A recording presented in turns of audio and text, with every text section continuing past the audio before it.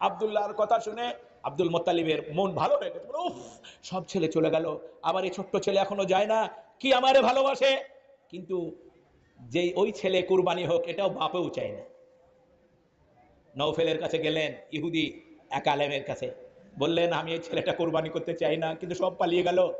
বলে তাহলে লটারি করো, লটারিতে আব্দুল্লাহর নাম লিখো, আর একদিকে উটের নাম লিখো, উট উঠে গেলে উটকে কোরবানি করে দিও। তরবারি লটারি শুরু করলেন, লটারিতে শুধুই আব্দুল্লাহর নাম। সিদ্ধান্ত নিলেন বাপ, ইমানের নাম।